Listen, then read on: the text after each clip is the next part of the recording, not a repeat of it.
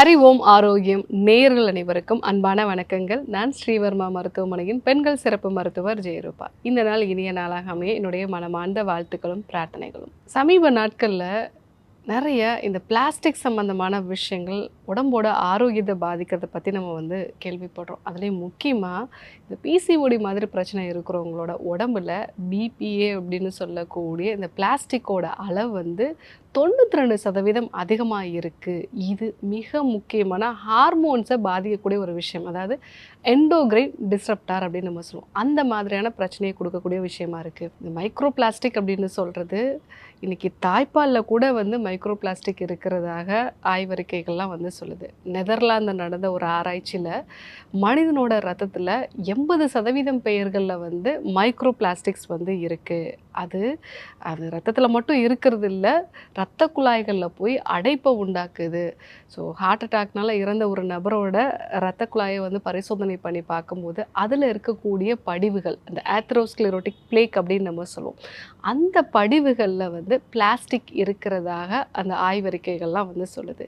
இன்றைக்கி நம்ம தண்ணி குடிக்கிறது பிளாஸ்டிக் பாட்டில்ஸில் தான் குடிக்கிறோம். நம்ம சாப்பிடக்கூடிய கடல் உணவுகளில் ஏன்னா நம்ம கடலில் நிறைய பிளாஸ்டிக் கழிவுகள் போகும் பொழுது அதை சாப்பிடக்கூடிய மீன்கள், அந்த உணவுகளை நாம் சாப்பிடும் பொழுதும் நம்ம உடம்புல மைக்ரோ பிளாஸ்டிக் அதிகமாகுது. ஈவன் பிரெயின்லேயுமே இந்த பிளாஸ்டிக் போயிடுது. ஸோ ரொம்ப பிரெயினுக்கு ஒரு பேரியர் சிஸ்டம் இருக்கும். ரொம்ப மைனூட்டான விஷயங்களை மட்டும்தான் அது அனுப்பும். இந்த பேரியரையும் தாண்டி மைக்ரோ பிளாஸ்டிக்ஸ் நிறைய போயிடுது. ஸோ இதனால் மறதி சம்பந்தமான நோய்கள்லேருந்து ஹார்மோன் பிரச்சனைகள் வரைக்கும் வர்றதுக்கு நிறைய வாய்ப்புகள் இருக்குது. இது மாதிரி புதிதான ஆய்வறிக்கைகள்லாம் வருது. முக்கியமாக இந்த பிசிஓடினால் பாதிக்கப்பட்ட பெண்கள் பிளாஸ்டிக் கண்டிப்பாக யூஸ் பண்ணாதீங்கன்னு நம்ம சொல்கிறோம். சூடான உணவுப் பொருட்களை பிளாஸ்டிக்கில் வச்சு சாப்பிடாதீங்க. வீட்டில் பிளாஸ்டிக் கண்டெய்னர்ஸ் யூஸ் பண்ணாதீங்க.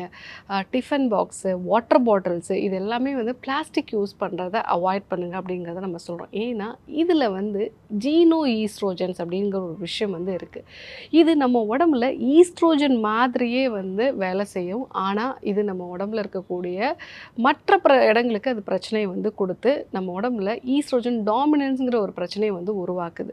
ஸோ நம்ம உடம்புல ஈஸ்ட்ரோஜன் தேவையான அளவு தான் இருக்கணும். தேவையில்லாத விஷயங்கள் குடல் மூலமாக கழிவாக வெளியேறும். ஸோ அப்படி வெளியேறாமல் தொடர்ந்து தேங்கும் பொழுது தான் ஃபைப்ராய்ட்ஸ் மாதிரியான பிரச்சனைகள், பிசிஓடி பிரச்சனைகள் அதிகமாகிறது, உடல் எடை அதிகமாகக்கூடிய ஒரு பிரச்சனை, பீரியட்ஸ்க்கு முன்னாடி மார்பகங்களில் வலி உண்டாகிறது, கால் குடைச்சல் உண்டாகிறது, இது மாதிரி நிறைய பிரச்சனைகள் உருவாகுது. ஸோ இந்த பிளாஸ்டிக்கை எப்படி நம்ம தவிர்க்கிறது? முடிஞ்ச மட்டும் நான் சொன்ன மாதிரி இந்த விஷயங்களெல்லாம் நம்ம பிளாஸ்டிக் பாட்டில்ஸை அவாய்ட் பண்ணுறது, பிளாஸ்டிக் கண்டெய்னர்ஸ் அவாய்ட் பண்ணுறது, இதெல்லாம் நம்ம ஃபாலோ பண்ணலாம். உணவில் என்ன நம்ம ஃபாலோ பண்ணுவோம்? சமீபத்தில் நடந்த ஆராய்ச்சியில் கொரியன் ஃபுட்டு கிம்ச்சின்னு சொல்லுவாங்க. அதாவது இது ஒரு முட்டைக்கோஸை ஃபெர்மெண்ட் பண்ணி சாப்பிடக்கூடிய ஒரு உணவு. இந்த உணவை சாப்பிடும் பொழுது மைக்ரோ பிளாஸ்டிக் அதிகமாக உடலை விட்டு வெளியாகுது. இதை எலிகள்லேயும் இந்த ஆராய்ச்சி நடந்திருக்கு. இந்த ஆராய்ச்சிகள்லாம் என்ன சொல்கிறாங்க அப்படின்னா, புளிக்க வைக்கப்பட்ட உணவுகளை, முக்கியமாக இந்த கிம்ச்சி மாதிரியான உணவுகளை எடுத்துக்கும் பொழுது பிளாஸ்டிக்ஸோட அளவு குறைய ஆரம்பிக்குது அவங்க ரத்தத்தில் அப்படிங்கிற மாதிரி அந்த ஆய்வறிக்கைகள்லாம் சொல்லுது. பட் நம்மளுடைய பாரம்பரிய உணவுகள், புளிக்க வைக்கப்பட்ட ராகி கூழ், நீராகாரம், அதிகமாக காரம் சேர்க்கப்படாத உப்பு மட்டும் சேர்த்த ஊறுகாய் வகைகள், இதை நம்ம எடுத்துக்கும் பொழுதே அதிகமாக இருக்கக்கூடிய பிளாஸ்டிக்ஸ் கண்டிப்பாக நம்ம உடம்பை விட்டு வெளியாகும். ஸோ ஒரு விஷயம், பிளாஸ்டிக்கை பயன்படுத்துகிறத நம்ம தவிர்க்கிறது நல்லது. ரெண்டாவது, இந்த வகையான உணவுகளை நம்ம அதிகமாக எடுத்துக்கிட்டோம் அப்படின்னா நம்ம உடம்புல எக்ஸ்ட்ரா இருக்கக்கூடிய இந்த மைக்ரோ பிளாஸ்டிக்ஸ் எல்லாமே வெளியாக ஆரம்பிக்கும். ஸோ இன்றைக்கி நிறைய பேருக்கு இந்த மைக்ரோ பிளாஸ்டிக்ஸோட அளவு அதிகமாக இருக்குது.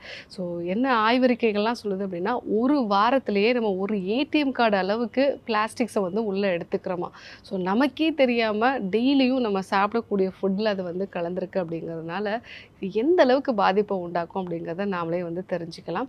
ஸோ இன்றைக்கி இந்த பிளாஸ்டிக்ஸ்னால என்னென்னலாம் பிரச்சனை வரும், இதை எப்படி சரி பண்ணுறது, இதனால் என்ன ஹார்மோன் சம்மந்தமான பிரச்சனை வருது அப்படிங்கிறத நம்ம தெரிஞ்சுக்கிட்டோம். கண்டிப்பாக ஃபாலோ பண்ணி பாருங்கள். யாருக்கெல்லாம் இந்த விஷயம் தேவைப்படுமோ அவங்களுக்கும் இதை சொல்லுங்கள். இதே போன்று ஒரு அற்புதமான தகவலோடு நான் சந்திக்கிறேன். நன்றி, வணக்கம்.